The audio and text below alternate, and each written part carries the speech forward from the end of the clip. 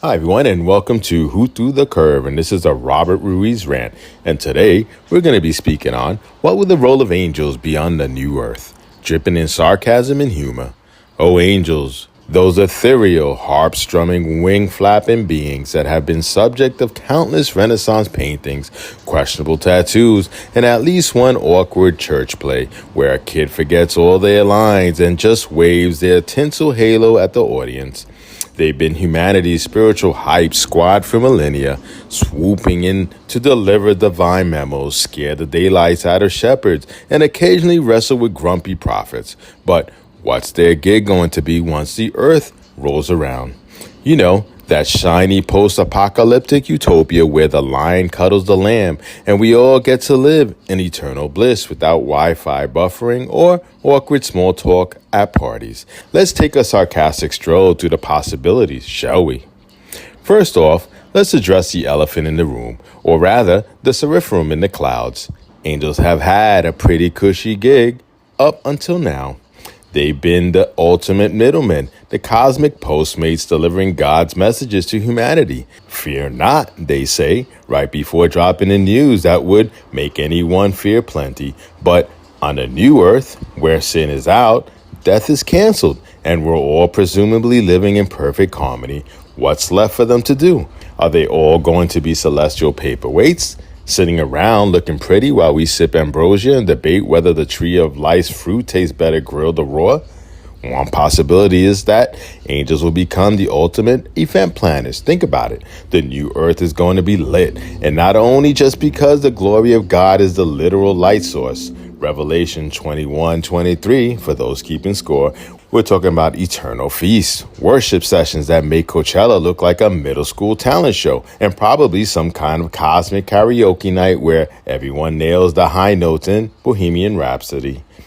Angels with their millennia of experience and logistics, sea parting the Red Sea, feeding 5,000 with a few loaves and fish, could be the ones making sure the harp strings are tuned. The manna is gluten-free, and no one double books the Garden of Eden for conflicting eternity parties. Imagine Gabriel blowing his trumpet not to announce the apocalypse, but to signal the start of the new Earth's annual talent show. Up next, Moses does interpretive dance. Or maybe they'll pivot to being cosmic tour guides. Let's face it, the new earth is going to be a lot to take in. Streets of gold, gates made of pearls, a river flowing from the throne of God. It's basically the Vegas Strip meets a Tolkien novel, and we're all going to need someone to show us around. Angels with their insider knowledge and ability to fly, because why walk when you got wings? Could be the ones pointing out the highlights. To your left, you'll see the tree of life. Yes, Susan, you can eat the fruit now. No curses this time. And over here, the crystal sea, perfect for eternal skinny dipping. Though please, no cannonballs near the cherubim. They'd probably have to deal with the inevitable tourist questions too. Hey, Michael, where's the nearest bathroom? This is the new earth, Karen. You don't need bathrooms anymore. Congrats on the upgraded digestive system. Of course, there's always a chance that angels will become the new earth's HR department. Look, even in a perfect world, someone's gonna have a complaint. Maybe Adam wants to file a grievance about the seating chart at the eternal banquet.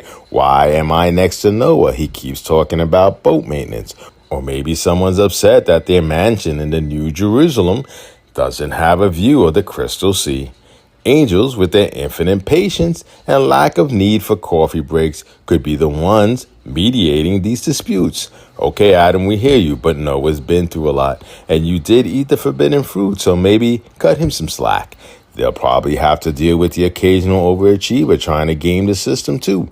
Excuse me, Gabriel, but I've been worshiping for 300 years straight. Don't I get a gold star or something? Paul, this isn't first grade. Chill. But let's get real for a second, or as real as you can get in the recording about hypothetical angel jobs. The new earth is supposed to be the place where God dwells with humanity directly. No intermediaries needed. So what if angels are just there? Not in a we're employed and crashing on your couch kind of way, but more like eternal cheerleaders, hyping us up as we live out God's perfect plan. Maybe they'll be the ones clapping every time someone writes a new hymn, or high-fiving us when we finally figure out how to play the harp without sounding like a cat in a blender. They might not need a job because their whole vibe is just being stoked to be part of God's creation. And honestly, after millennia of dealing with our nonsense, wars, plagues, and that one time we invented the mullet, maybe they deserve a break. Of course, there's always the chance that the angels will take up hobbies to pass time. Imagine walking through a new earth and seeing a group of cherubim playing ultimate frisbee with their halos, or Michael trying his hand at a stand-up comedy. So I walk up to Satan, right? And I'm like, bro, you're done? And he's like, but I have a pitchfork. And I'm like, cool story, but I have a flaming sword and the power of God, so maybe sit this one out. Meanwhile, Gabriel's over in the corner trying to start a book club. All the angels keep picking the same book. Spoiler, it's Revelations, and they all argue about who got the best lines. In the end, though, the role of angels on the new earth might just be to remind us of how wild the journey was to get there. They've seen it all: the garden, the fall, the flood, the cross, the whole messy, beautiful story of redemption.